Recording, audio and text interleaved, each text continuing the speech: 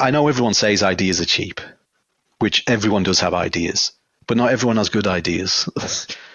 And I always think if you're just without a good idea behind your design that you're exploring, you're just drawing illustrations and pretty pictures. And there's nothing wrong with that if you want to be an illustrator, but I'm a designer.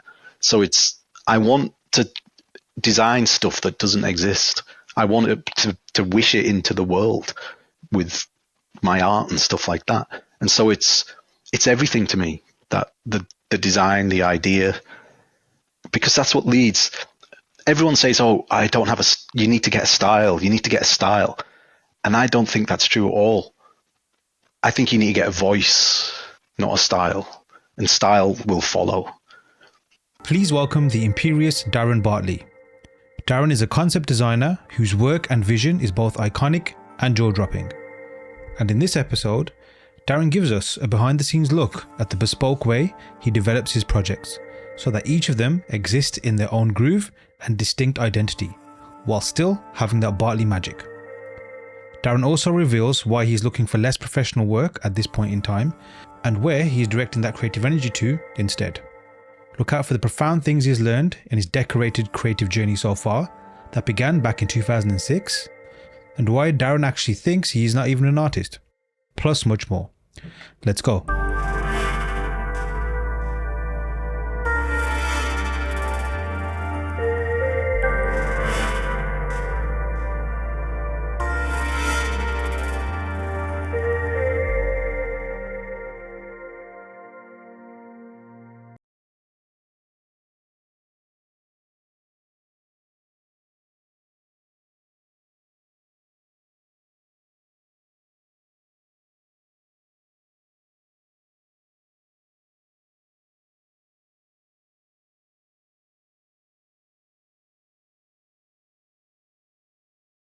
Let's start again.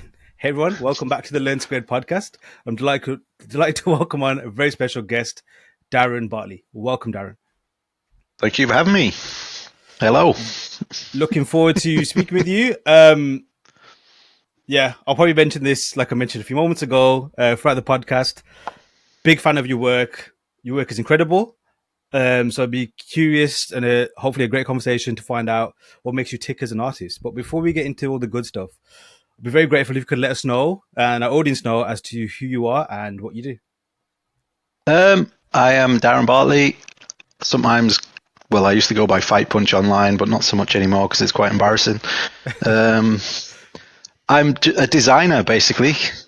Concept designer, I guess, is the official thing. But yeah, just designer. I just like to create stuff, worlds, people, characters, all the usual stuff. Do it for films and games. Mm-hmm. But I'm trying to move away from that and to just do it for myself. Sick. Yeah, just designer. That's all I ever say. Designer. Is that a title that you've kind of had to come to conclusion to, or have you always thought of yourself as a designer? Oh, well, that's a weird one because I never call myself an artist ever. Mm-hmm. And I don't know why that is. It's probably because, I don't know, I don't consider myself good at drawing or painting or any of that stuff. Right. And I don't do that stuff for fun. I only do it to design with. It's just like the way I design. Mm-hmm. So I probably would draw a little bit if I wasn't designing, but yeah, I don't consider myself an artist, it's just designer. And it did take me a while to come to terms with that. And probably it's only in the last 4 years where I've realized that's what I am, if you know what I mean. No, totally. What did you call yourself before that then? Was it like whatever was, I guess, the job needed kind of thing? Or, just concept artist. Yeah. Concept artist was always the main thing. Mm-hmm. But a lot of people will be like, well, what does that even mean? Like I've got friends and stuff who are not in any of the creative industries or anything, and family. And they're like, well, what even is that? And I'm like, I just draw. It would always be like the thing that I would go back to. I just draw and that's it. But now I'm like, I design. I love designing stuff. And yeah, that's pretty much it. And when did this journey begin for you? Professionally, I think I got started in I think it was 2005. Mm-hmm. Let me think. I went to, like, I always drew and all that stuff when I was young. I'm sure everyone's the same that's been on here. I drew a lot. I watched too many films. I watched too many games. And I got to the point where I was like, I want to do something with my life with drawing and all that stuff. But I didn't know what. So I was like, okay, I'll go to art college or what have you. Mm-hmm. So I went to art college and did a foundation year. And it was all over the place. It was terrible, to be fair, because I turned up and I was into comics at the time. Right. And it was, I loved Simon Bisley and I loved like Todd McFarlane and all those guys. And as soon as I get to college and we start illustration, they said, if you do any of that comic book shit, you're out. So I was like, well, this is a waste of my time. Yeah. So I was there for like a year. And then luckily, I bought an Edge, you know, the computer game magazine Edge. I don't know if it's still around anymore. I remember actually. that. Yeah. And it had a feature on a game called Battle Realms, I think it was. It was something like that anyway. And it had a bunch of Feng Zhu concept art in there. And I'd never seen any of this stuff. And I was like, okay. It was literally that day I was like, that's what I want to do. I'll use my drawing skill to do that. And it was like a light bulb just went off in my head. Wow. And then I went to university for games design, which was another big waste of time. All the whilst I'm like drawing as much as I can in my spare time. So I was never like formally educated in design or anything like that. Yeah, and then, so it gets to this point, it's about 2000, and then it took me 5 years to get a job after I graduated in the industry. Mm-hmm. And I think I started at Jagex in 2005 or 2006, something like that, right, in Cambridge. And that was the start, and then that was it. Wow. Been in it since then. So I'm an old fart, really. And you say you're an old fart. Obviously, your words, not mine. But do you, like, when you look back at your career, do you feel that do you feel the length of your career, or does it still feel like new? Does it still feel like you've got unfinished business, if that makes sense? I always feel like I have unfinished business, but it's always with myself. Like in terms of professionally, I kind of feel like I've done what I wanted to do, if you know what I mean. Yeah. I mean, most of the stuff I've worked on has been cancelled, so I don't actually have a lot to show professionally. Yeah. But I have worked on all scale of projects. And I've worked at Dream Studios, and I've worked on dream things, and I've worked on non-dream things. Mm-hmm. And I'm kind of like, professionally, I'm kind of like, I'm done, if you know what I mean, like mentally. But personally, for me, I'm just constantly battling myself to try and get better and better and better, if you know what I mean. Mm-hmm. So it's weird. It's constant, and it doesn't really ever go away. That's what I found anyway. And does that demoralize you, or does that make you even more excited because there's more to like hunt for? More, because, well, it's both, to be fair. Because we all go through that cycle of like, you level up and then your eyes get better at recognizing things, and then your skills are not as good as where your eyes are, and then you get depressed because you're shit, because your eyes can't see. You can't produce what your eyes want to see, and then you do catch up, and then you're happy for a week, and then you level up again, mm-hmm. and then your eyes can't see, and it's just constant. So it's, I don't know. It's weird. I have a really, really weird relationship with everything, like being creative and all that kind of stuff. It's hard for me to explain. I can definitely relate. And by weird, do you feel like, as in like conflicting feelings, or just still trying to figure out what it actually is for you? It's both, because I know I want to make my own stuff, and I have like really high ambitions for my own personal things. So all that stuff keeps me going. And I'm like, mm-hmm. I haven't really done anything that's had an impact outside of maybe, if we're being generous, some other concept artists know my name. Right. But I've never really put anything into the world where I'm like, you know what, that's me 100%, mm-hmm. and I'm super happy with it all.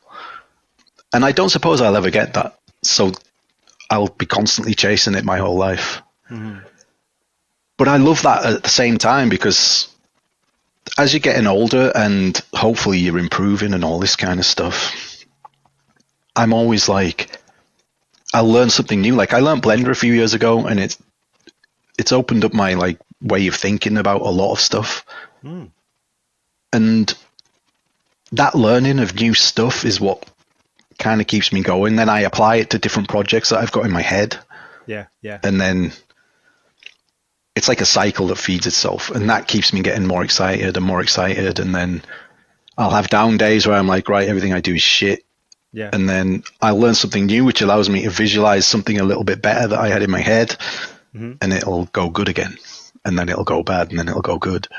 But on the whole, it's all good, because it's that's just the creative life, I think. I think it's what most creative people live.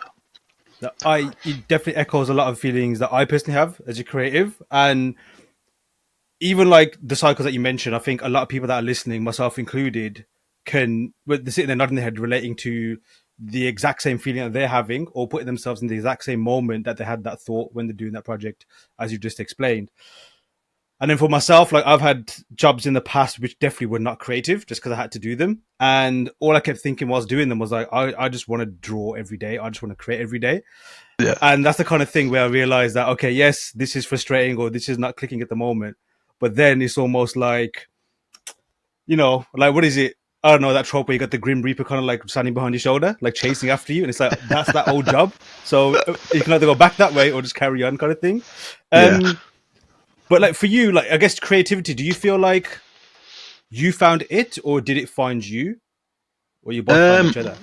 I was always, like, I always drew as a kid. I was always creative. I used to like draw comic books and stuff when I was at school, and I was always drawing, or either like I would write short stories and all this kind of stuff. Nice. So yeah, I was always like creative, but I never had a real outlet for it until I found concept design. And as much as I love concept design, and I do, it's my favorite thing to do, is just to design stuff, to come up with new stuff. Yes. I sometimes wish I'd have been more of an illustrator, just so I could do a comic book easily or something like that. Right. I don't know. I always want what I can't do. Like, I wish I could animate really well. Yeah. Because then I could animate the stuff that's in my head. I wish I could knuckle down and draw a comic. I'll dabble with writing still for all my projects. I wish I was a better writer. I just wish I could do more, I guess. But my real love is just designing new stuff. Yeah. That's all. Whole worlds. And would you say, like, all the things that you want to do, like the project, which I'd love to get into more detail in a moment, but the things that you want to create, and I guess the things that you have created, either professionally or some personal stuff also, is the epicenter of it all always been like just an excuse, I guess, to say, like, not to put it cheaply or anything, but like just an excuse, like just to create things, just to come up with new things? Yeah. I mean, that's what I love. It's taking that nothing and making it into a something. And it's like that, putting your stamp on something and seeing it go out there, which, like I said, rarely happens for me because stuff gets cancelled. But yeah, it's like that whole, I just love seeing, going from that blank page to the initial idea, then to the finished thing. I love the whole process, and I love that it's always unpredictable. It's never what you have in your head. Yes. It always changes. I think I can count on one hand the amount of times I've started something and then it's exactly what it was in my head. Yeah. And that was usually pure luck, because it nearly always just goes in its own direction. You just have to follow the muse, if you know what I mean. Oh, for sure. And is that something that frustrates you? Like the fact that when you get something started, it kind of doesn't end up as it is? Or is that something that you know that's how it works, that's the process, and let's just see what happens? Like, you just know that, okay, this is part of the process, let's play the game and let's see what comes out? No, it doesn't frustrate me. I love it. Yeah. The thing that frustrates me is, but it's different. Like, this happened literally just the other day I was working on a design, and I had the idea and I was like, right, that's a cool idea, I'll do that. But I always know it's never going to be that initial idea. that's just what gets me started. And then I'll go with happy accidents. I'll go with all kinds of stuff. Whatever looks better to me, I'll go with. But I can spend 6 hours on something and it looks like shit. Yeah. And I'll be like, well, that was a waste of 6 hours. And that frustrates me. Yes. If like 6 hours of grinding away on something and it's literally no better than when I just had the initial thought. Yeah. That frustrates me a lot. A massive amount. With that particular thing, let's say you hit that frustration, like the 6 hours, or whatever else it may be. At that point, like, what do you normally do? Do you just like discard it, put it on pause, and just step away, or do you like kind of like analyze it, deconstruct it, and realize, okay, what went wrong here? I usually step away. I would say 9 times out of 10. In fact, probably 10 times out of 10 now. And one thing I've started doing in the last maybe 5-6 years, which has actually become what I think to be the most important part of my process, is every day I go out for a walk for an hour, just around, quite often in like the parks and nature and stuff like that. And in that hour, I will nearly always either resolve a design issue that's in my head that I'm currently working on, or I'll get my ideas in that hour every time. Yes. And I value it so much now. So like I try not to miss it without fail. And the amount of designs where I've went to bed, like, this is just a waste. I've ruined a whole day's worth of work. And then I think about it, because I'm terrible at not being able to turn it off either. Like even when I'm not working, I'm thinking about stuff. But then I'll go for that walk and I'll solve it in my head. And then I'll come back, apply what I've been thinking about, and usually I'll nudge it back on track. It's rare that things will go multiple days where I haven't corrected it, if you know what I mean. Nice. And with those projects though, like, do you always, like I said, when you've hit that, I guess you could say brick wall, or where it just hasn't worked, like let's say the failed designs, for example, do you, and I guess it's probably like the same, like there's multiple answers for this. Do you often discard it, or do you always find a resolution to it and then move on? No, I think with experience, you do build up that thing of, you know what, this is going to be beyond saving. Yes. It's just badly done. It's badly executed, or it's a bad idea to start with. Set yourself up to fail. Just cut it. Just walk away from it. And I do that a lot. But like, whilst if I'm working in 3D more so than 2D, I'm ruthless. Like I'll just delete shit. I don't set it to one side. If I'm like, that's not working, it's gone. It's deleted. It's deleted. It's deleted. It's deleted. Yeah. Like I'm not precious about stuff whilst I'm working on it at all. I think that's also a great sign, or just like I think a signifier or a key characteristic of what design is. I think like it's a case of searching for that solution and not being beholden to the stuff that's failed, right? Yeah, I think that's a good way of putting it, because it's a process, isn't it? It's not just like, it's not an A and B instant thing. It's all about that process, and that process might lead you down some really unexpected paths. It might lead you down some really like generic, boring paths. Yeah. But the process is what counts. That's what I find anyway. And I do trust in the process. I do trust the process. It might have changed for me over the years. Like in the early days, I might have done way more thumbnailing than what I do now. But that's just because of experience and all that kind of stuff. But I still trust overall in the process. I mean, has your process changed over time, or has it just evolved? It's just evolved, I think. Like the tools have changed. I do spend a lot of time really early. Like, so let's say if I am thumbnailing, instead of doing like a lot of thumbnails, I'll do a few, but I get them to the point where I can see everything in my head that needs to be the next step. So I know everything about the next step going forward. Otherwise, I don't move forward. So my thumbnails might actually take longer than producing the finished piece. Because for me, that's the hardest part. Once it's working on that small little granular level, most of the hard work is done for me then. Because like fleshing out details and all that kind of stuff, that's just takes time. And you can just trust the process to finish that stuff. But it's, that early stage of coming up with the idea, which I think is a big part of what we do, that not enough people put enough stock into. It's coming up with an interesting thing to design, as opposed to just doing Super Soldier number 5688. Once all that stuff is done, the hard stuff, then the rest is pretty easy, I think. When did you come to that realization that that is the most important part of your process? Was that just I guess, did it just naturally, organically happen? Like you just realize, okay, this is where the magic happens for me? Or did you have to learn that the hard way, so to speak? Probably the hard way. Because I used to work very traditionally, right? There's your sheet of 20 thumbnails, pick one, move on to the next one, blah, blah, blah, blah, blah, blah. But now it's more, I like to present more fully rounded ideas, if you know what I mean, without taking too long to make them, because when you're doing client work, it's different because they need stuff quick and you can't take forever on everything, that kind of stuff. But it's, like in the early days, it was the opposite to what I do now, pretty much.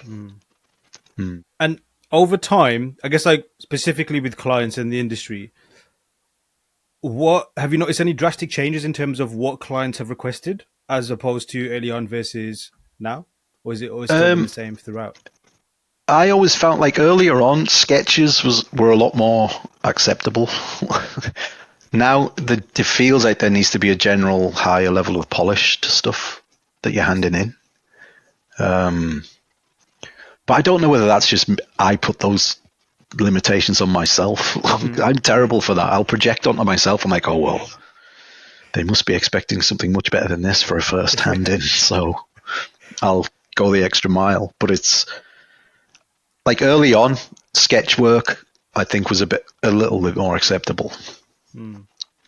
And did you find that like it was specific types of things they requested, or now obviously you already mentioned that like most of it is what you're projecting, but have you found that the level of polish is it more just for it to just, I guess, look better or look more readable, or is it more so that that's probably what's going to get approved or accepted? Well, it all depends on the client, to be fair, because everyone has a different level of like visual literacy. Yes. So it's amazing if you're working with a great AD or a great production designer who are also brilliant artists, because they can read and understand sketches and everything's gravy. But then you do work for some people where it needs to be a much higher, because they can't project, they can't squint their eyes and look at something and imagine, right, this is how that will look in the next step. So they need to be shown almost photoreal stuff for them to even understand, yes, this is what we need, this is what we need to do, that kind of thing. Yeah. And when you're faced with that situation, do you kind of look out for it, or is that something that you ask up front, or do you kind of just get the vibe already, you think, okay, yeah, these guys are going to need perhaps this type of initial ideation versus like maybe something that's more looser? I usually ask, I'll be like, right, should we start with some sketches, go in with sketching, refine them, and then we can do the next steps, kind of thing. Because it just, if you're clearer up front, it just saves everybody time. But at the same time, like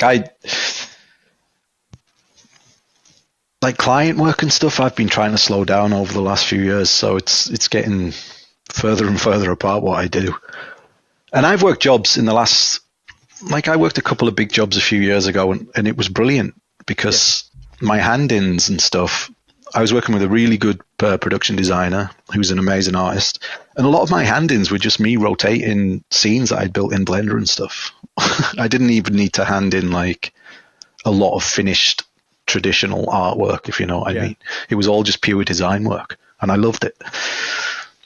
But I think it still has shifted though towards mainly being more high polished work to be handed in, which I'm not. One of the big reasons I like Blender is because I can just hit render and I don't have to paint. I don't enjoy painting whatsoever. And do you think that's like a good thing, that level of polish, or do you think it's just a case of it's not even a good or a bad thing, it's just the way things are? I think there's definitely some truth to the higher the polish equals, the bigger the chance it's going to get picked as a design. But again, it goes back to the experience level of the people you're working with and things like that. But I think, the flashier images do get picked and used more than the not so flashy stuff. So I think it's like a necessary evil that, I don't know. I'm not a huge fan of all that stuff, but then I'll do it for my personal work. So it's paradoxical, I think. Yeah. And like, I guess when you're doing your own personal stuff, do you follow almost a similar process, or do you have a completely different approach to how you need to get a project finished, or at least to certain stages, versus, I guess, how the industry wants it? Yeah, my personal stuff, I think I've got 4 things going on at the minute, and each one of them is a different way for me to work, is the way I look at it. Like with tribal stuff, it's mainly drawing. Yeah. And like bold colors and all that graphic style. And then with the deep stuff, I was like, right, I want to do something that's just purely atmosphere, and I want to get better at Blender. So I tailored it to that. And I liked that it was like the opposite of the drawings of tribal. Yeah. And then I started messing about with those white robots and things like that. And that was just an excuse to try out a new form of design language that I'd not really seen. And so, because it's like robots and stuff, I like 3D. I love using 3D because it lets me design from every angle. Yes. I'm selfish when it comes to design because you can hide a lot of stuff in 2D. Yes. But I want to see it. I want to make sure it's working from all angles and it looks cool as fuck from, everything. So that's why I love working in that. But anyway, that one was purely just so I could explore that design language. And then you do 1 or 2 pieces in it, and then it gets my brain thinking, oh, what if this was a world? What if this? What if that? And that's what kind of like spurs that. And then this later stuff was like the insect stuff. I'd had that project in mind for 6 or 7 years, and I did some sketches for it like 5 years ago or something like that. And it was always sat in the back, just like percolating. But I didn't have a way to express it finally, because I was like, if I go down this 2D route, it's just going to be, it's too close to tribal and I'll get bored, because I like to keep things a bit different. So I was thinking, do you know what? I've not really done a really painterly thing, but I hate painting. So I might do a few pieces, pardon me, and then that'll become a problem because I won't want to work on it. But I'd always wanted to do this tactile, almost stop motion looking stuff. Yes. And so that world just became an excuse to explore that. And so like these different projects are there for me to just try out different techniques and different processes, if you know what I mean. Oh, I love it. That's actually made those particular projects have even greater, like, I guess, coolness factor from my angle. So when I look at them, I was thinking you could always get like a kind of flavor of an artist's process or what they do by, I guess, like there's a common thread with at least maybe an execution. Let's look at just specifically in technical terms of what they're using and how they deliver things. Yeah, when I saw these, I was like, okay, cool. Yeah, this is perhaps like this particular type of medium. But then, like you said, like some of the more sketches, that's completely different. You could almost say that each one is delivered by a different artist, which I think is actually really, really cool. But as you just explained it makes it even cooler because it's a case of, obviously they had their kind of like initial objective, which, like was maybe like a technical thing or just let's try this. And then I guess, to use a very abstract term, but like it got more mass, then it started putting more things into it, then got it into orbit, and then it sparked into existence. Is that your creative process then? Like, is that how it's always going to be? Every project's always going to have to start with some kind of, I guess, humble beginnings and let it grow. Yeah, it's usually like an angle on something that I want to express. And I know I don't call myself an artist, but I want to express artistically, if you know what I mean. Like I have another project which I've not actually committed anything to yet, but it's been in my head for ages. I've really always wanted to do like a black and white gothic horror thing, but right, where certain colors exist within that world. And so that gets me thinking, how could I do this graphically? How could I do this? Blah, blah, blah, blah, blah. And none of my other stuff is like that. So that's a nice angle into this world. And I like that kind of stuff anyway, so I know that I could design in that world and be happy.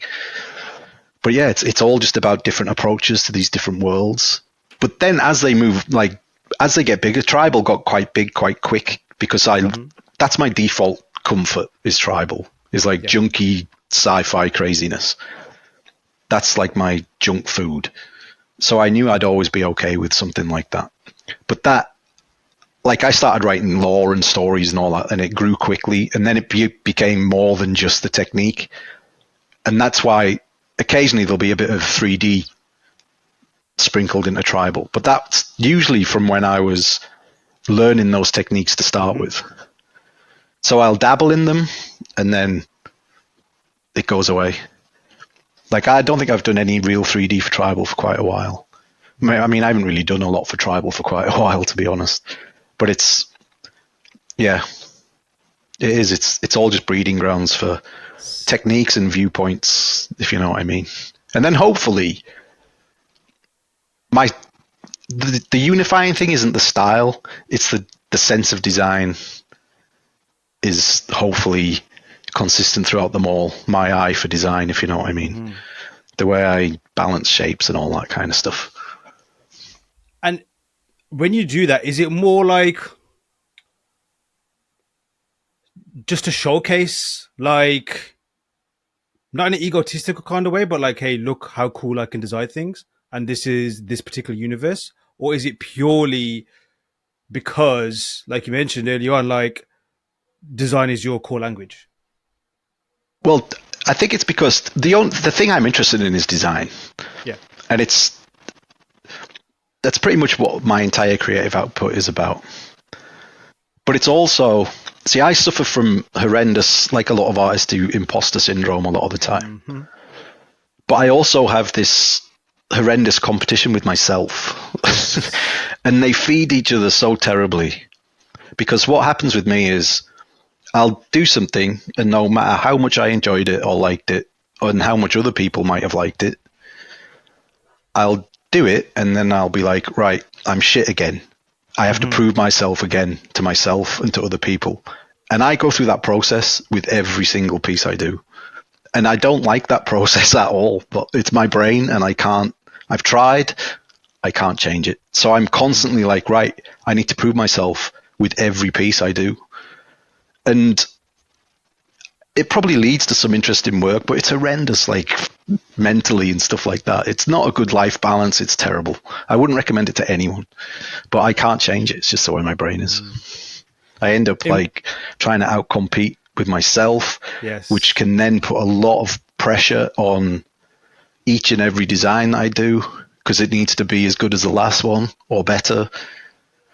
And that's why I'll burn out every now and again, and I won't do anything creative for half a year and literally nothing. And then I'll come back and just, it's either all or nothing, if you know what I mean. Yeah. I know, I guess, unfortunately, all too well what you mean.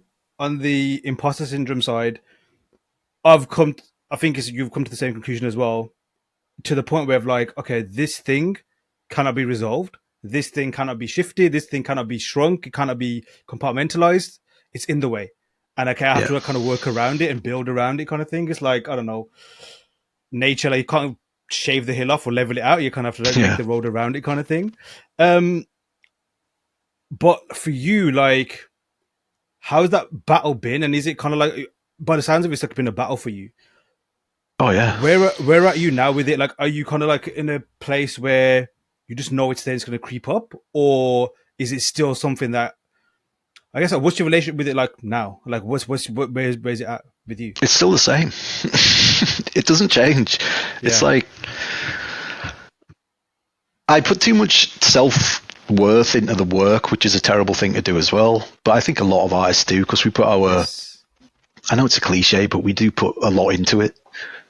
And you're putting your stuff out there all the time to be judged and all that kind of stuff. And so it's just horrendous self-imposed pressure at all times. But when I'm actually sat down doing the work, I don't think of any of it. I'm just like, it's all afterthought stuff. Yes. When I'm actually sat either sketching or designing in Blender or what have you, that stuff all just goes away. And I'm like, oh, this is awesome. I love doing this. I could do this all day, every day. If only I could just work on my own stuff all day, every day. Yeah. And then it like, yeah, it's never gone away. It hasn't changed. I just recognize it now. Yes. Like you're saying. And I wouldn't say I've weaponized it, but Nice. I've found a way for it to like fuel it in a good way, if you know what I mean. I think Hopefully, that's a great anyway. message to put out there as well, because it's a case of, if I don't think things, sometimes we think things need to be fixed, but if it's part of our nature or part of what we are, like, you know, you just, like, Yeah. I'm sure we could all, I could definitely do better eyes with my eyesight, but you know, we could like spend all our lives trying to like have these bionic eyes, but just find a pair of glasses and just move on and kind of thing. And I'm not trying to make a light of, I guess, imposter syndrome for some people could lead to like more deeper mental health things and that kind of stuff as well. But I think, like you said, like just recognizing it, decoding it, so to speak, at least in your terms, where you can kind of realize if there's something that triggers it, what is it? If there's something that kind of fuels it, is there a way you can kind of like maybe, you know, like step back from it and what have you? But also, if it's part of your nature, that can also be used in a way where it can go to your advantage. I use it like a fire. Like, fuck it, I'll show myself. I'll show myself that I'm okay at doing this sometimes. And I think every artist I've ever met, I ask most of them about this kind of stuff. And everyone I know, pretty much bar none, all deal with imposter syndrome in some small way. And if people don't, I'm usually wary of them. I'm like, oh no, so you think you're amazing and there's nothing to be improved and all that. Okay. Usually give them a bit of a side eye, like the Curb Your Enthusiasm stare, like yeah.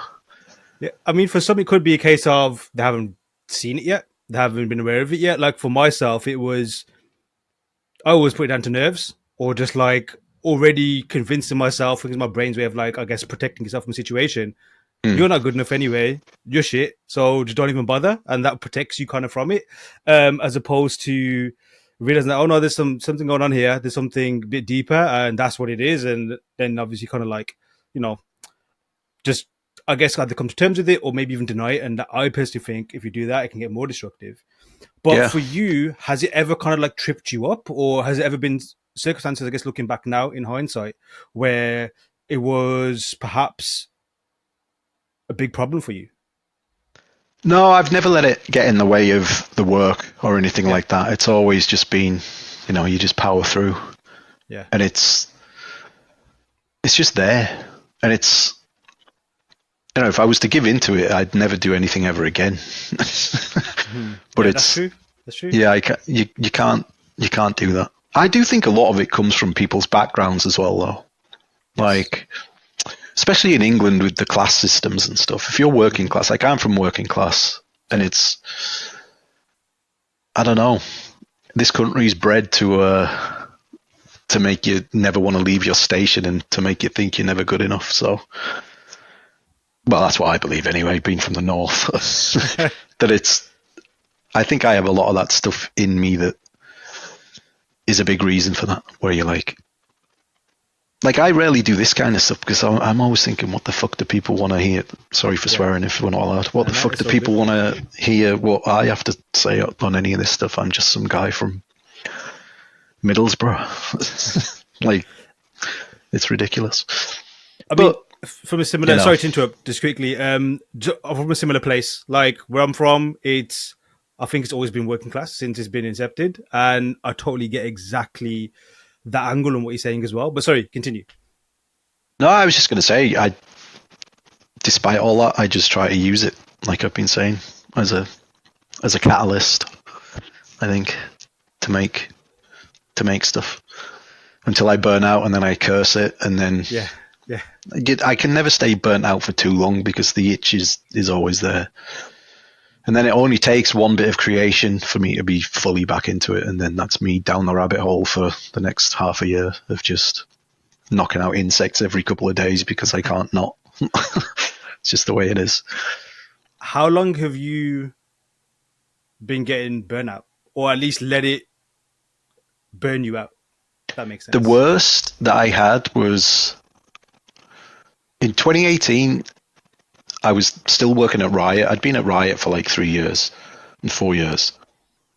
And this is not to put any blame on Riot. If like they're an amazing company at what they do and all that kind of stuff. But I was never really a right fit creatively for that company. If you look at what they do and what I do, it doesn't really match. And so I had some really good experiences there. I met a lot of amazing friends and stuff like that. But like professionally, I was close to just walking away when I left in 2018. I was like, I don't want to do any of this again. I'm sick of the grind. I'm sick of the same cycles. I'm sick of all that shit. So I left and I came back to the UK and I didn't create for a full year. Yeah. And then that was the first time I really had it bad. And then after about a year is when I put the majority of that bunch of tribal work together. In the space of about 4 months, I just like got back into it and went like rediscovered my love for it and just went on a tear.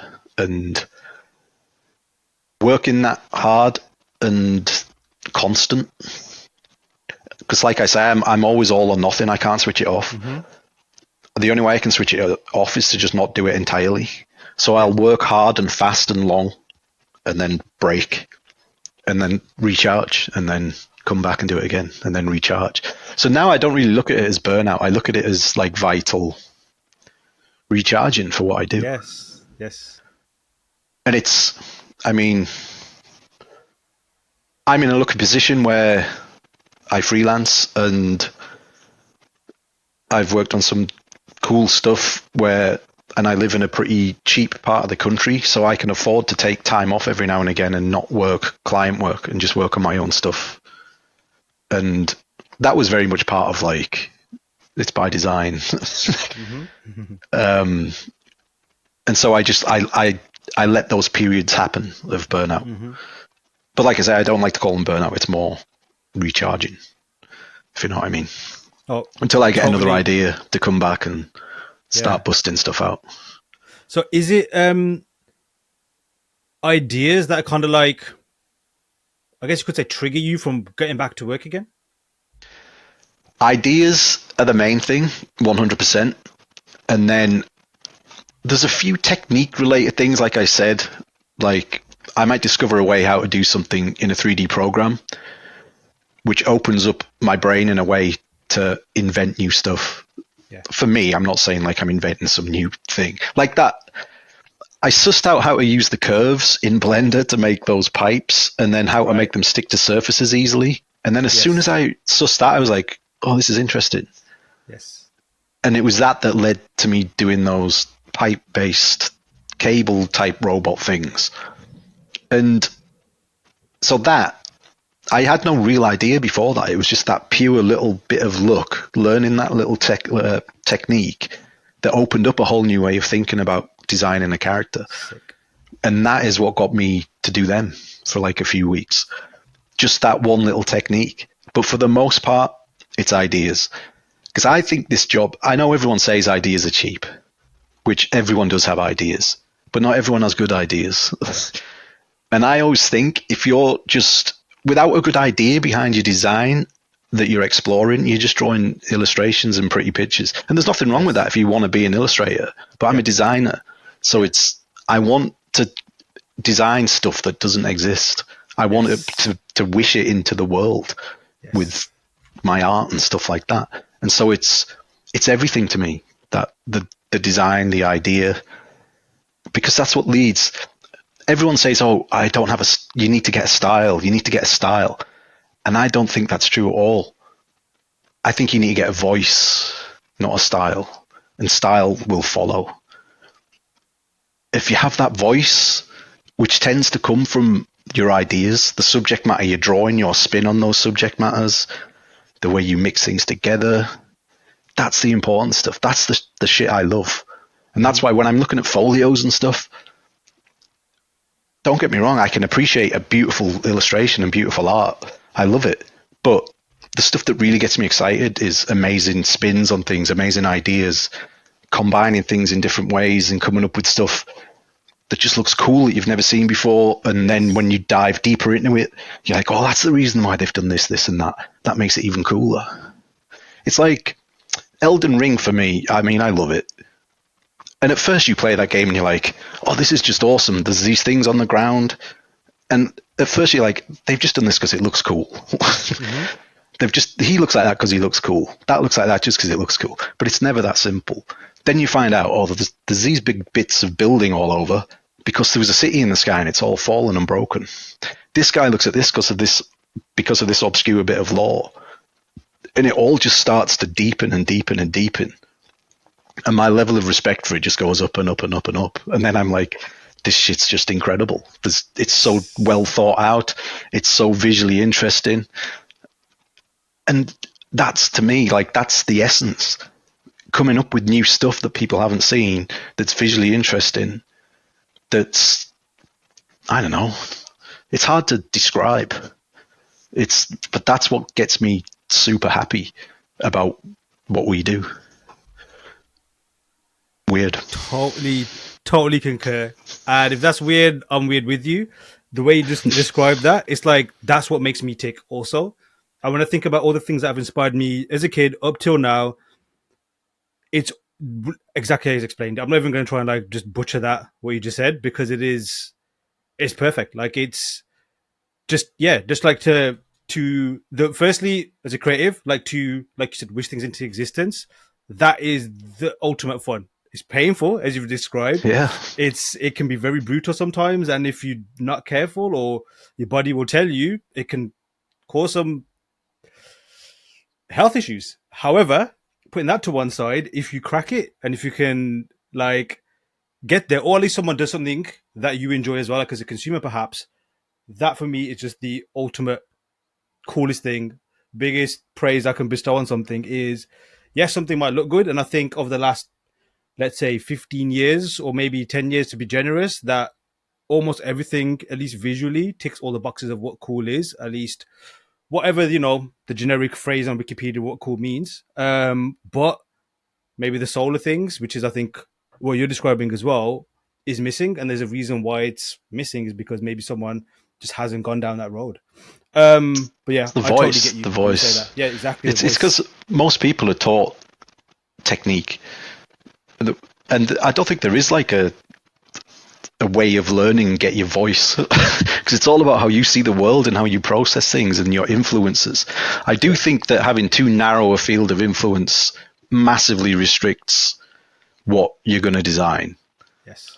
Because, I mean, I personally never look at ArtStation when I'm designing stuff ever. Same. All my stuff, all my inspiration comes from nature, pretty much.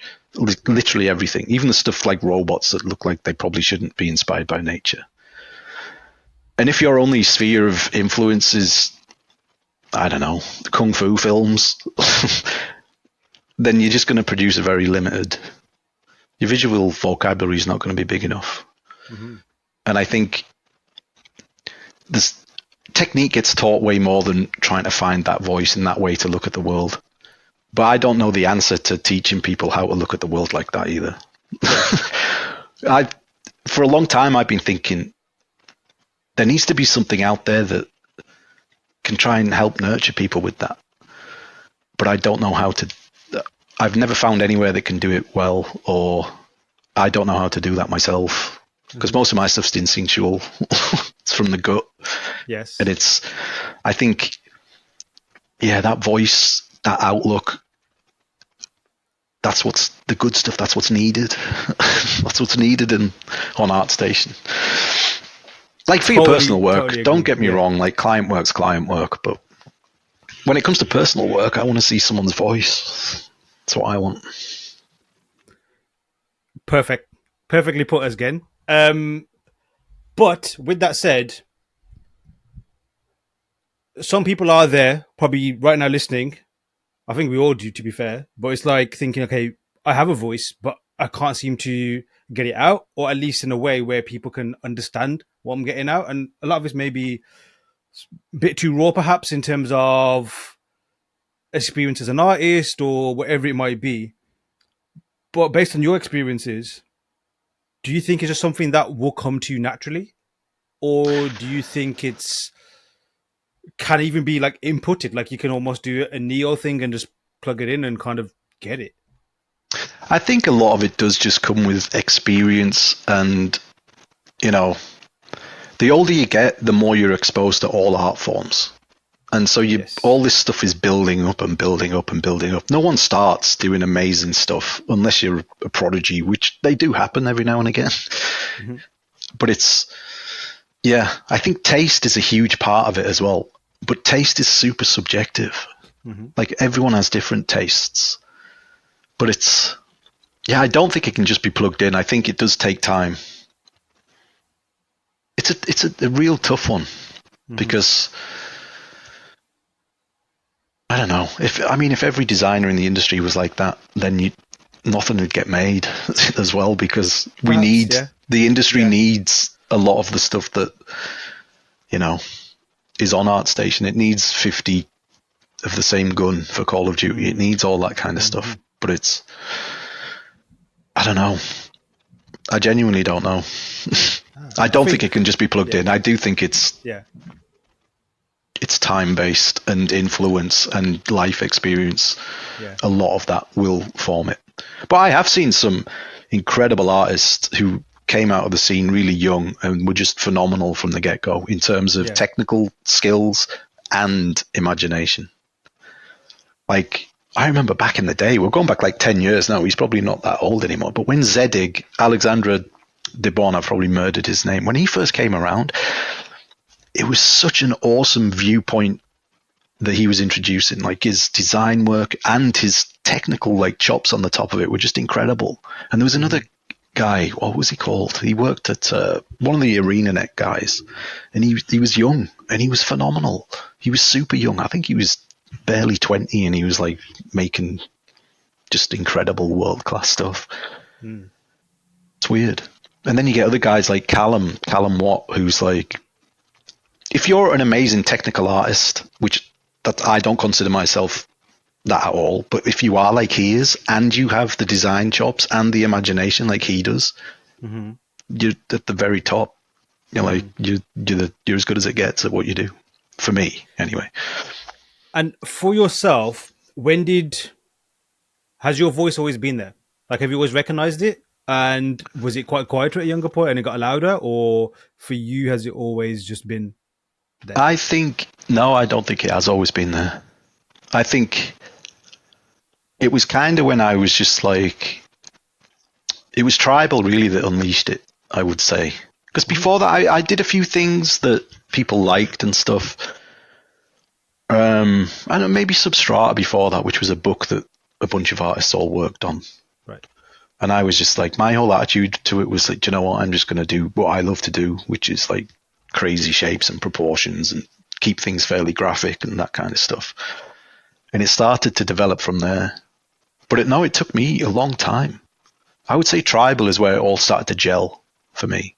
Nice. And I think the first tribal images I did were maybe 10, 11 years old at this point, maybe 12 years. So yeah, it wasn't always there. You do go through that thing. But the technical skills of everyone now are like, it's ridiculous. I wouldn't get a job now if I was just getting into the industry, because the standard is just huge. It's ridiculous. But with that said, do you think what's more important now, and I agree with what you're saying before, about ideas, like growing up, I'm not going to definitely put myself on your level at all, but the thing that I had going for me as a kid, growing up in high school or whatever, like I always had ideas. Even now, like just throw them out like it's nothing, whether they're good or bad, but I'm never short of them.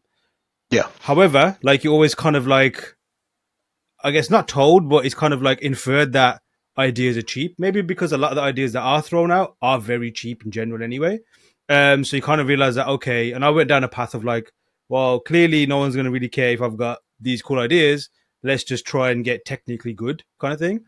But now that, let's say, just be very like, I guess, just blunt with it. Let's say the level's almost like consistent now. Do you think ideas are back? Like it's all about being able to have good ideas now? Well, I think I think the rise of AI art has led people to want to see more genuine things from people, if you know what I mean.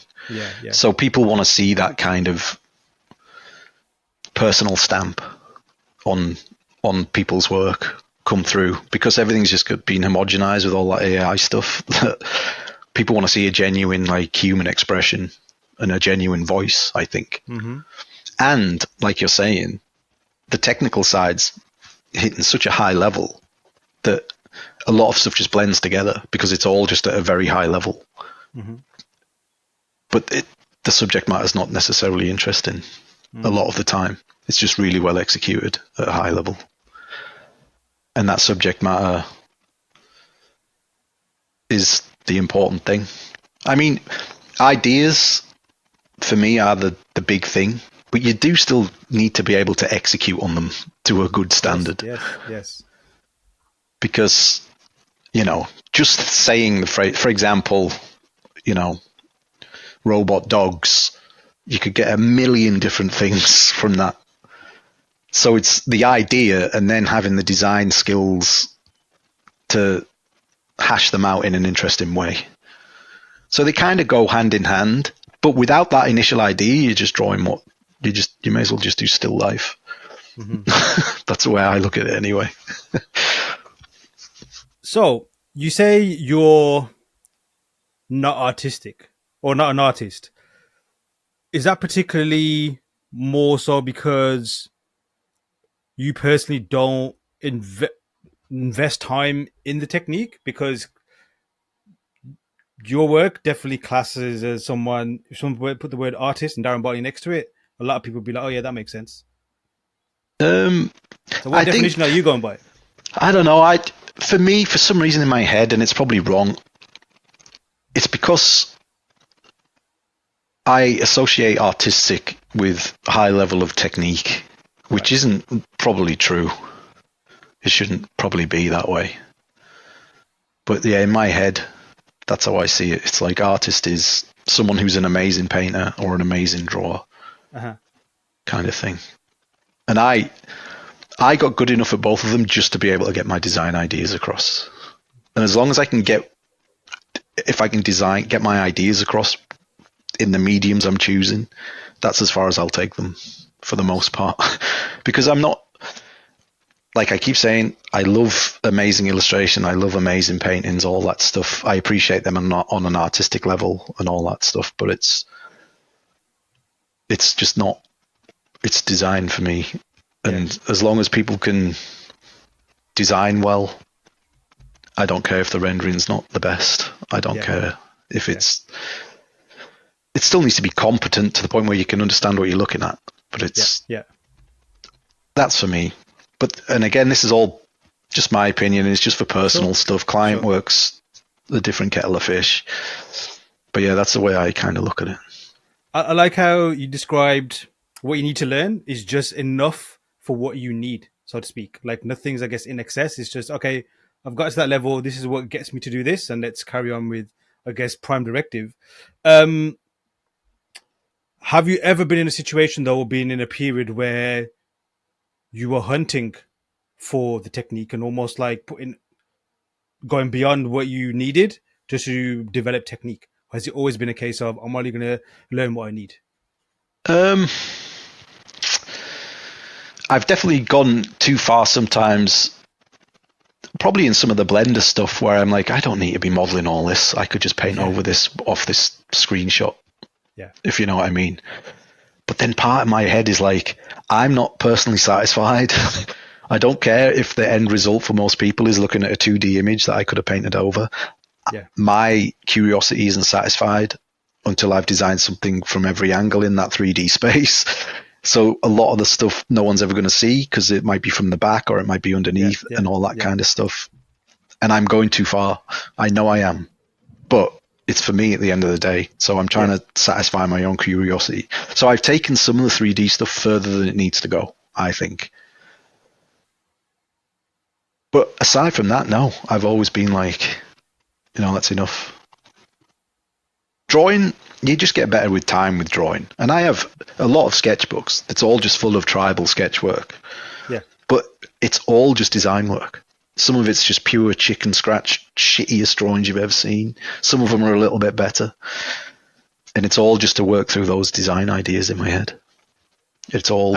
And with the sketches, is that the same approach? Like, again, whatever squiggles are enough, it stops, and then you take it to where the next stage is?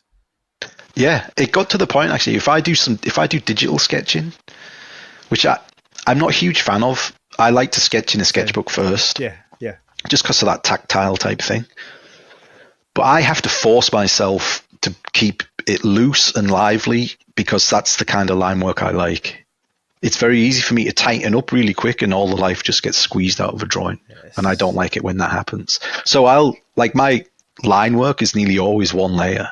So it'll be the scruffiest blocking, and then I'll just keep working into that and working into that and working into that and taking away from it, as opposed to, the classic, put it on another layer, drop it down, draw over it again, put it on another layer, drop it down, tighten it up. Because it's the only way I can get liveliness to my drawings, I find. That's why I'm so amazed with guys like Callum, who has such tight line work, but it's so lively. And the skill in that is just, it's unreal. And it's mind blowing to me. And it's so, I wish I could do that, but I can't. And I just do enough to get the design across, so that's all that matters. And when you say you wish, is that something like a wish to the point where, like, I want to pursue it, or almost a case of like, I know I'm not going to pursue it, let it be a wish? No, it's just a wish. Because my greatest joy from my stuff is coming up with something new and going, look at that cool design that didn't exist before. Yes. I don't really care. Like, it's medium agnostic, if you know what I mean. Mm-hmm. If look at that cool design, it's a 3D rotation. Look at that cool design, it's a little sketch. Look at that cool design, it's this. Again, that's all I ever care about. It's a design that didn't exist before. Which is, I don't know. When you've like finished something, so I know you got the few projects that you have currently, I guess you're still fleshing them out, you're still working on them and in them, but the stuff that you could say, I guess, quote unquote, completed, although, a lot of artists would say there's no such thing as anything's ever finished. What's your relationship like with those? Do you have any affection for them, or is it a case of they're done, I don't care, and I'm going to the next thing? With some of them, like, I was really proud of that creature I did for Netflix for Love, Death and Robots, that carnivore creature. And that was... I got a lot of trust from the director on that. He just basically... I gave him this idea, which is an idea I'd been trying to get into a lot of different things. Every game I've been on that's needed a creature and things like that, I was like, oh man, what if we did this with its tail where it could do this? And everyone's like, no, it's too expensive, blah, blah, blah. And so I was like, I'm going to try it on this guy. So I sent the director, I was like, what about this idea, blah, blah, blah. And he was like, oh yeah, that's cool. So then I feel like my idea is validated. And I'm like, right, let's just go crazy with this. And what I designed is basically one for one what's in that show, to the point where they rewrote the fight choreography and everything to accommodate that split tail idea and all that stuff. So that was incredibly satisfying. And then to see it realized as well as they did, I was like, yes. Sick. So I do like that one a lot. Most stuff I don't usually care for. Even my personal stuff, I'll like it for a month and then I'm like, oh God, I can't look at it again. But then usually with time, I'll go back a year later and I'll be like, it's not as bad as I thought. Yeah. And then there's other designs where I've loved them and I look back on them now and I'm like, Jesus, that is terrible. Yes. And then ones I hated and I'm like, you know what, that's pretty good. And it's weird with me, the stuff I like most that I do is never the most popular stuff. Mm-hmm. It's sometimes I'll finish it, I'll be like, oh, this is cool, people like this. Yeah. Silence. And then you get other things where you throw it out and you're like, oh, I'm just glad it's done. Boom. And then people seem to like it. You can never predict. But I don't think you should try to predict anyway. You should just be trying to please yourself. What about when you're in world building mode? what's your relationship like with your work then? Is it like, are you a bit more friendlier with what you're making, or is it still that like pushing yourself to the limit as you described and really trying to get the world? Like, I guess, what are your goals when you are building all the projects you've got at the moment? Like, is it just a case of you almost listen to where the project's at and see where it needs to go next, or do you have an overarching like goal with each one? I have goals for each one, but my main goal usually when it comes to designing an interesting world is I want that to be a world that could exist in a film or a game or multiple genres of a game or this or that, not just for one kind of thing. Nice. Like with this latest insect stuff, I would deeply love to make a stop motion animated film with that. Because that's like half the reason why I'm doing it, is for that feel. I love those kind of movies and I'd love for that. I would also love to make a Dark Souls type game in that world. But I'd also love to make a Dark Souls game in Tribal. I'd love to make a Dark Souls type game in the Deep. I'd love to make just a straight exploration game in the industrial one, where you're going deeper and deeper into these industrial like complexes and that kind of stuff. So there's always goals in mind. And with Tribal, like I wrote a full short film. No, like I did a script. It's not the best, but I love doing it. I love thinking about world building from those different angles. And I love that stage, which is where most of them are at the minute, because it's just me of getting them to that point where you're like, right, I could set this type of story in this world and this is how it could play out. And that then leads me to think, right, if I'm going to do this, I'm going to need to design all this kind of stuff to go along with it. And I'm going to need to start designing that. And it's at that stage where you can kind of see it, how it could be used in the different mediums. And I love that, because then I'm like I did those insects and the main character was always the ladybird, because that's the one that was always in my head. And then, but I did that mantis and I loved it. And I was like, do you know what? I want to see these two in a revenge story where they have to team up, because the mantis is clearly like a substitute for death or what have you. Yeah. And I want to see like a super violent revenge story set in this almost cute world of bugs and things like that. I'd love getting them to that stage where lots of different avenues open up in my head. But going back to your question, like that original, I'd love a stop motion animation film or a game with the insects. I can't really talk about the deep stuff because stuff may be happening with that. Nice. Tribal, it could be so much stuff. I'd like to do a role-playing game, a tabletop role-playing game could be cool. Any kind of like open world video game, but they're the hardest to make. You need a massive team. Short film, animated film though. I've got no real interest in doing live action stuff with any of my stuff, because it wouldn't translate. The shapes are too crazy and the proportions are too stupid. But yeah, I do have goals for every one of them. Whether or not they're like achievable is another matter. But maybe one day. One day when I'm old. All those projects that you mentioned, they're like super intriguing and almost like they're definitely a tease into where this could be applied, as opposed to... That's by design. Yeah. Because I hate world building that answers more questions than it raises. I love that. I mean, don't get me wrong, I need to know what's going on in the world, but not everybody else does. They just need to know enough to be able to follow along and be interested by it. I love worlds that just have you questioning everything. And it all just goes back to when we were kids watching those first films. Like, I'd be watching Star Wars and I'm like, what's that do in his garage? Yes. What's that little thing? What's this? What's that? That's amazing. Look at that. I'm obsessed with food things in sci-fi. When they do some like weird spin on food, I'm just like, yeah. I want one of them. And I also want to design 10 of them. Just all these little things. Like the fact it was blue milk. I mean, it's ridiculous now, but back then you're like, oh, why is it blue milk? Oh, what's going on? Yeah. I love all that. And I want all my worlds to have that kind of intrigue, if you know what I mean. And I guess you can only get that by being a little bit cryptic. I love it even more.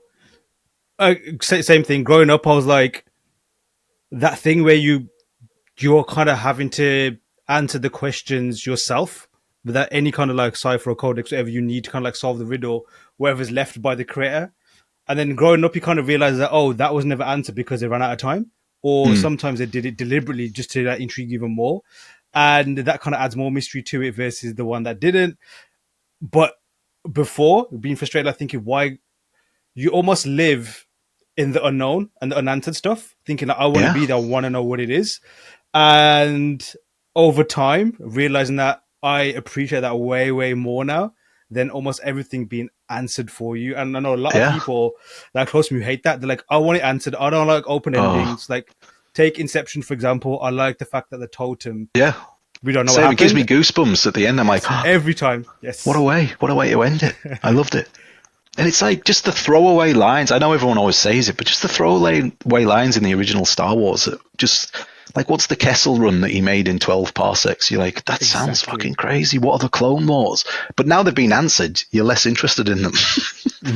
Because we didn't need to find those out. But I love that kind of stuff.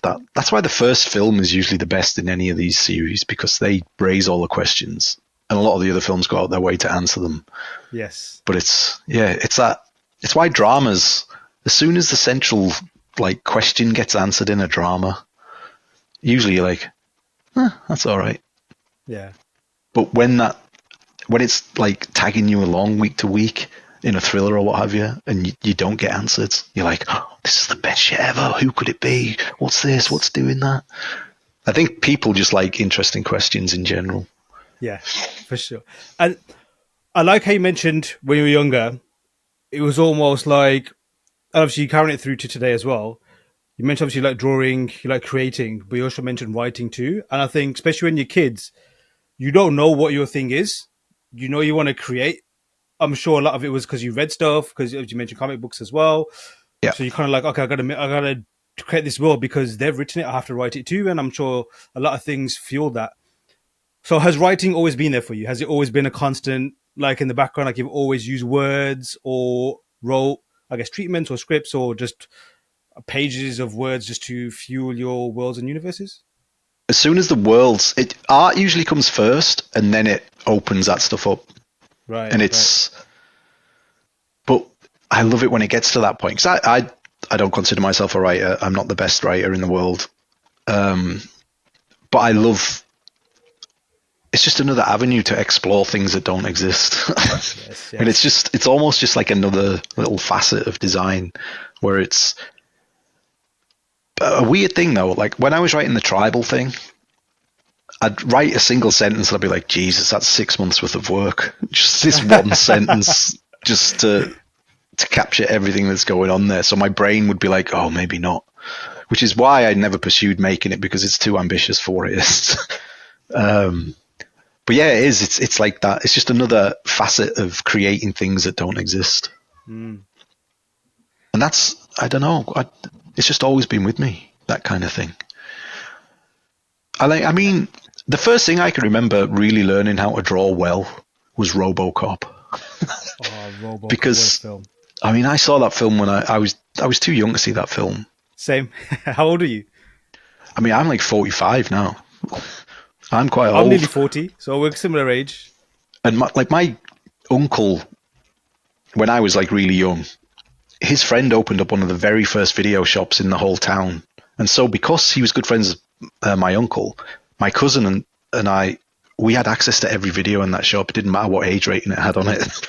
And we saw so much stuff that we should not have seen. Same. Like by the time I was 10, I'd seen most of the worst horror. I'd seen all this stuff, but I was obsessed with RoboCop. And so I learned how to draw him, and I don't know, and I drew like the Star Wars stuff, as you do. Mm-hmm. I would draw like the Millennium Falcon and all that kind of thing. All this like cool design stuff, basically. I was just, I was never into drawing stuff that was in front of me. It was always stuff from either imagination or and all.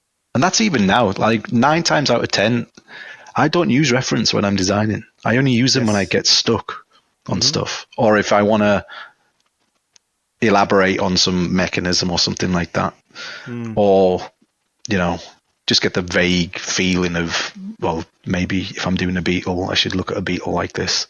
But I very rarely use reference when I'm designing. I just let it come from me, and then I use reference later on to course correct, if you know what I mean. Nice. These, I'm doing rambling answers. I'm sorry. No. I love it. No. This is my kind of language. I love it.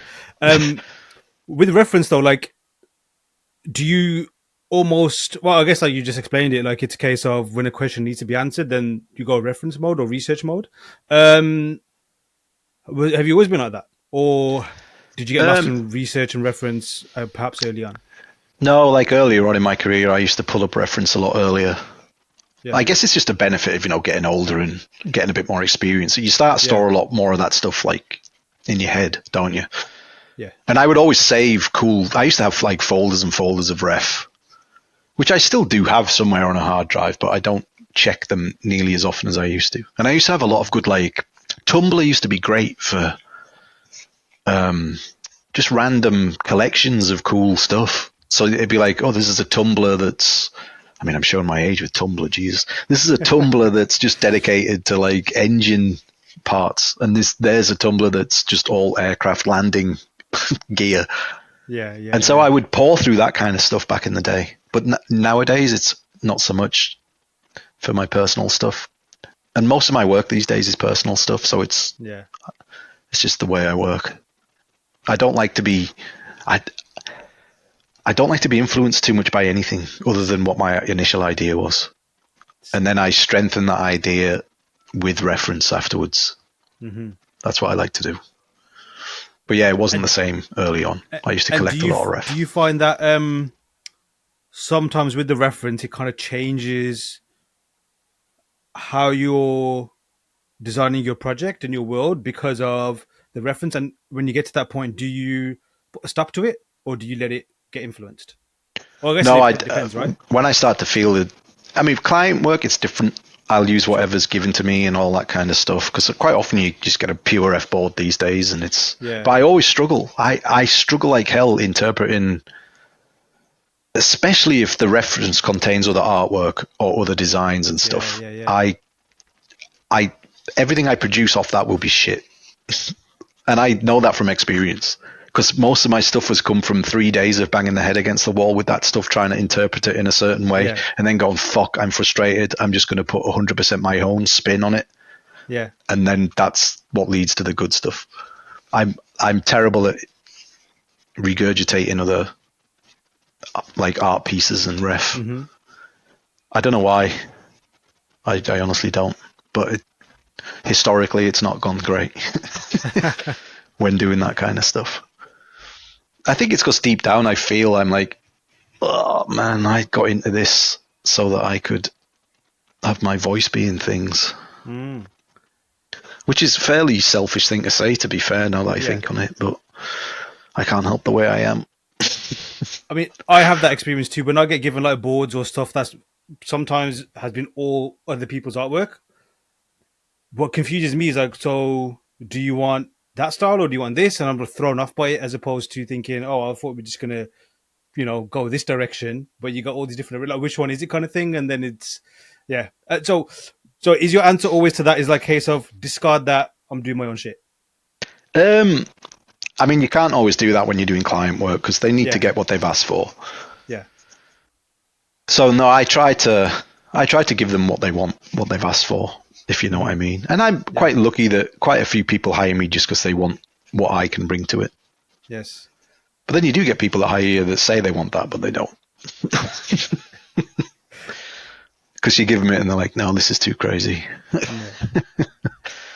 But yeah, it's like a fine balance, I guess. Yeah. With client stuff. Because the client, you have to give the client what they want. They're paying you. And just a quick one on writing. So with your relationship with writing, does it ever do you have a specific purpose for it? Like, when to deploy it, or is it just organic? And another question thrown in with that as well. Do you find that the words is almost like a paintbrush or like like your pen, like what the pen can't really answer for you? Then you kind of switch to words to complete the picture, so to speak. I a lot of my writing is pretty. It's influenced by authors that, because I don't really like sci-fi books that much or fantasy books and things like that, which is a bit weird for what I do. I'm the same with TV shows as well. Not films though. My writing is always for a purpose. It's either like writing the screenplay, or it's filling in some lore, or it's filling in, expanding on what a character could be, and then I go and draw from that, if you know what I mean. But it's never. I try to stay away completely from like flowery, over descriptive stuff. It's always to the point and quick and succinct kind of thing. And it's kind of there just to support the visuals and the artwork more than anything, which is probably why it's not that great. But I like doing it. I like it. Yeah. I like just being able to spend mental time in these places. And it's just another medium that lets me do that. I'm sure if I had a musical bone in my body, I'd be making music for them as well. Yes. But I don't. I've tried. Fair enough.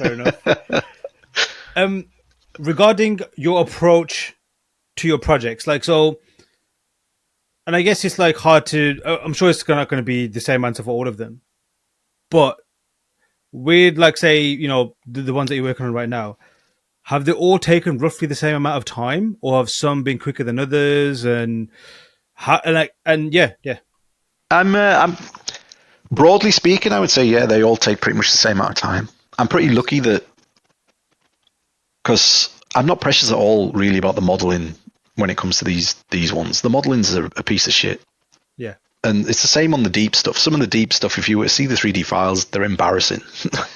They're terrible. Like hands on certain images on some of those characters will be 10 feet in front of them closer to the camera, just so I can get that illustration right.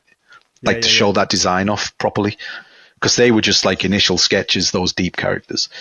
Not so much on the bugs. They're fully rounded, fully from every angle, if you know what I mean. Mm-hmm. But roughly a day on each one. If I get super in the zone, I'll pump one out in 4 hours. And if one goes to shit, 2 days. And that's it, pretty much, on those things. Yeah, so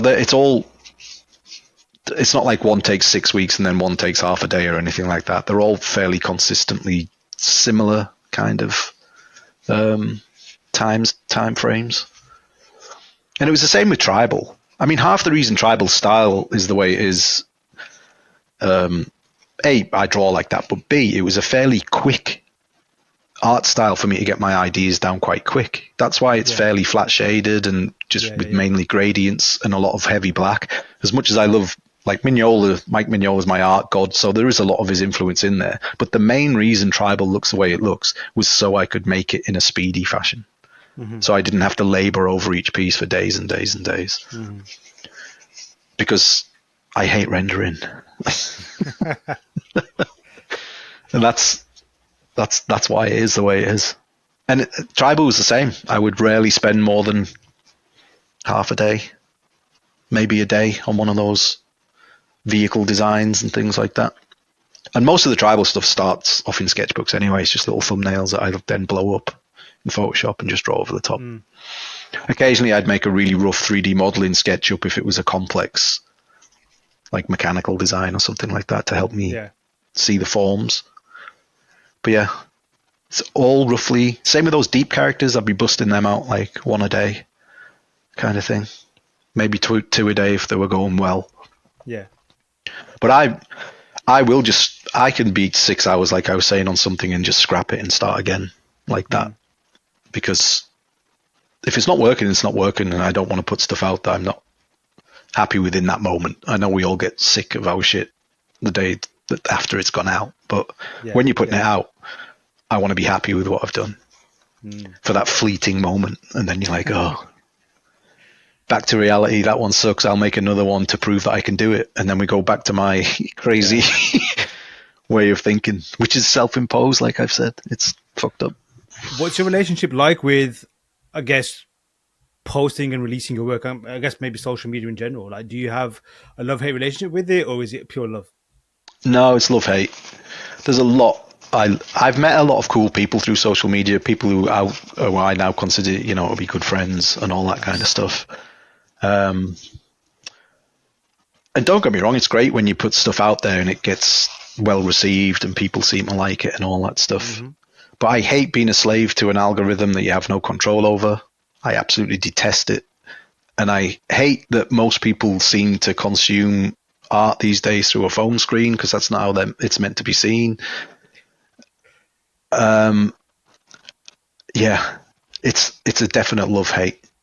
I think it's probably done more harm than good, to be honest, social media, if I was to think about it properly. But it is good for getting eyes on your work. But it is a slog as well. I mean, I've got quite a lot of Twitter followers now and what have you, but you don't get that stuff overnight. It's just a grind and you have to release work regular to build those numbers. And so mine will stall when I take these like 6-month breaks and don't put anything out. And then you lose followers quite a lot, and then you have to build them back up. But you just have to not care about the followers. That's just, the algorithms, man. Because there's no way that your work goes out to everybody that's following you. Exactly. It's the same on Instagram. It's like, it's pointless then. And it just seems like the lottery of. And then if you let it get to you, you're like, well, why isn't that piece doing as well as that piece, when I know that piece is a better piece of design than that piece? But you can't control any of that stuff. Precisely. So it's a definite love hate. Definite love hate. I cherish it for some of the friendships, and I hate it for a lot of the other stuff. And you mentioned a moment ago about like just things getting released. Like, I guess it's definitely like a vehicle for way to get our art out there and connected. And I'm sure if people are purely doing it just to get hired, obviously recruiters check it out as well.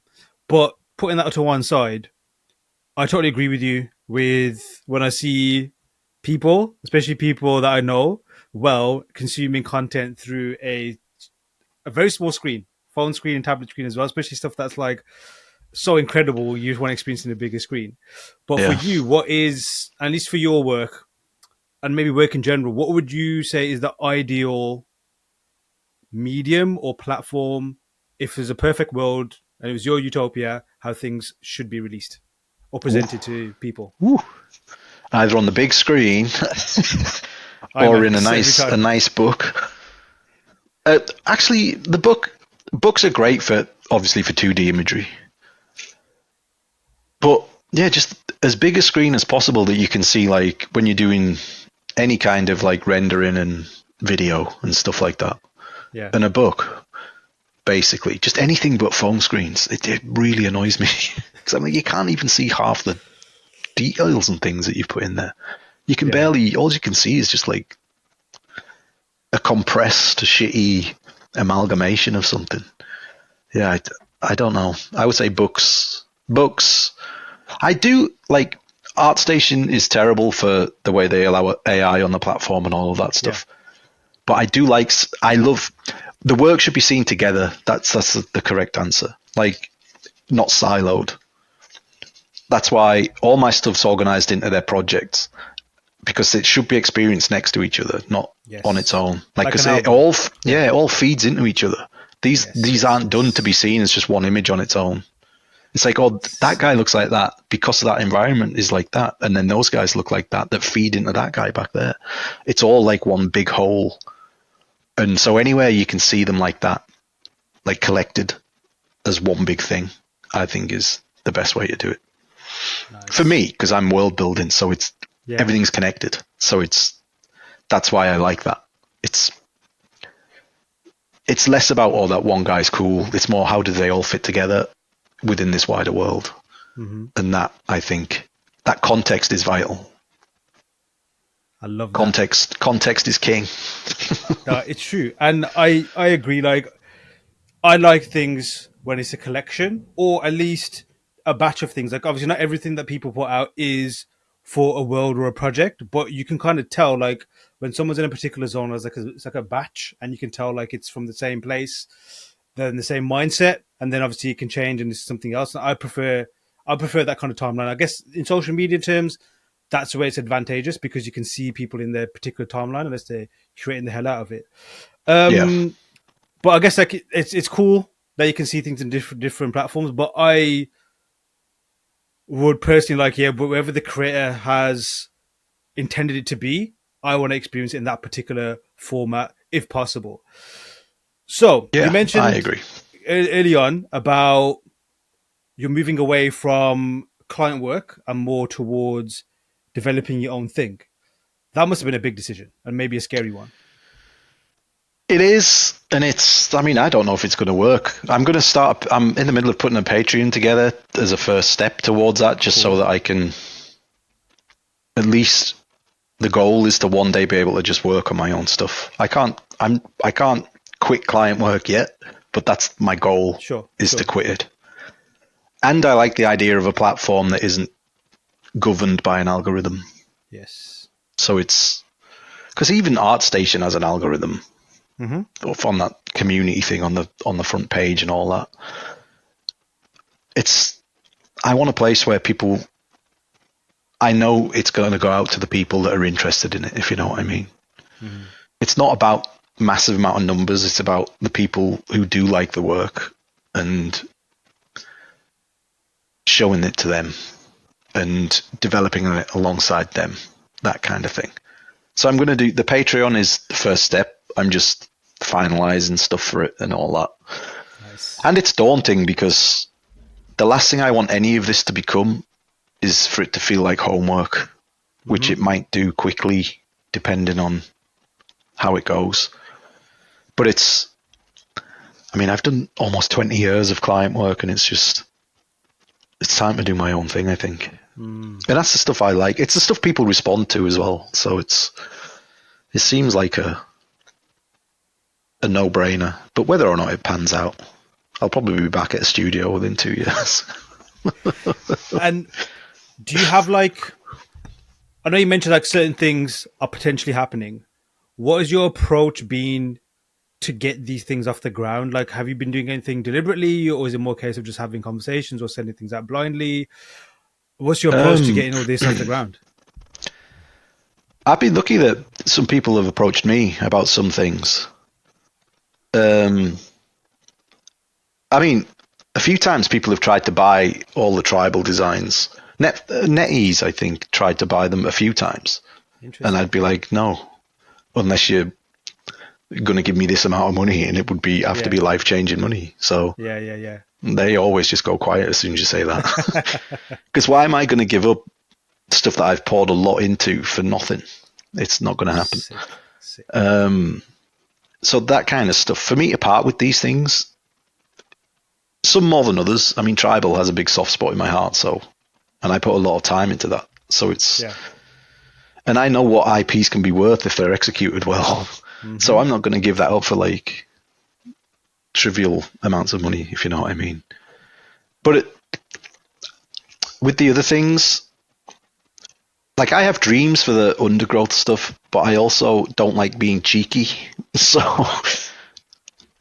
the people I'd love to do something with it's like dream level stuff. So with that one, I'll just let it keep going and going until I get it into a much bigger place, because it's a fairly new project. But yeah, I need to be more proactive with that kind of stuff. But I hate just cold calling and going like, hey, look at this. Are you interested in doing this? Yeah. So I've been lucky that a few things people have reached out to me. So yeah, I need to be more proactive. But I suck at all that stuff. I hate it. Anything that's not designing, I hate. So if it's got a whiff of paperwork, if it's got a whiff of admin, if it's got a whiff of anything like that, I'm like, oh, just kill me. Just kill me now. Yeah. I just want to sit and design all day, which is, it's a noble goal, I think. I totally agree. And with that said, I guess like a final question before we wrap up, of final one of two is, do you have like an overriding goal with your design journey as opposed to just designing, or is it a case of let's design? Yeah, it's like I'd love to see these things translated into either films or games, potentially books at some point. I'm not super precious on the medium. I just want to see them realized in a place where more people outside of just looking at my work on, let's say, a Patreon or ArtStation could enjoy them, if you know what I mean. Mm-hmm. I'm definitely would love some kind of film, short film. When I say film as well, I mean animated, like I keep saying, because films were always my thing. Like all my friends know I'm a film nerd, so film stuff, I'd love to see something like that on the big screen. I've seen designs of mine and stuff on the big screen, but it's not the same as where it's like a whole world. But it's yeah, it's films and games, potentially a book. I mean, a book I could probably do, but it doesn't interest me as much as the others. I don't know why. Again, it's because those designs are done. I've got no interest in touching them up to put them in a book. Okay. As soon as the design's solved, I'm bored of it and it's done. Yeah. And so, yeah, the book's less interesting to me than something interactive or a movie or short film, something like that. That's the goal one day. And a Dark Souls game eventually. Just because I love those games. I love that. Like exploring a world. Yeah. In that way. It's a perfect vehicle for exploring a world. Well, for sorry, please, yeah. No, I was going to say that's like, because I also play quite a lot of games, like most of us do. Yeah. And one of the main reasons I play games is to explore other worlds. And even better than film, to be fair, the medium is there for creating crazy, exciting new worlds that you can truly explore, because obviously you're controlling the character. So that seems like a no-brainer. If you like world building, make an interactive world. So yeah, games, films, the same that everyone probably says. Of the two, obviously you mentioned like they've had a big impact on you. Of the two, you know, the classic like pointless question where you have to pick one when clearly you can pick many. Ooh. Of all the things that have really impacted you to the point where like, okay, that's the kind of vibe I want to give to somebody else through my worlds or wherever it might be, which A, film is it, or B? Like, is it a game or a film? And if so, which one? This is tough. Oh God, there's so many. Purely in the sense of like when you watched or experienced that thing for the first time, what it did for you. If you were to like say, okay, that's what I want to give to somebody else. I mean, I can't argue with Star Wars. I'd be lying if I said anything. Star Wars just blew my mind because I saw it as a kid. The first film I saw in the cinema, I was 4, I think, was Return of the Jedi. So that's the first Star Wars you saw? Like, so it wasn't in order? Yeah. Return of the Jedi. Because we didn't have a video player back then, I don't think. Yeah. And I think not long after that, we did get a video player and we got hold of a dodgy copy of Star Wars because I don't think you could get it back then. And I watched that constantly. I used to be super scared of the canteen scene when I was a little kid. But I would be lying if it wasn't Star Wars because that was the first. Games, when I was a kid, it was like the ZX Spectrum and the Commodore 64. So as much as I like games, they weren't mind-blowing worlds at that point. Mm-hmm. Whereas Star Wars, Aliens was another one, and RoboCop, that kind of stuff.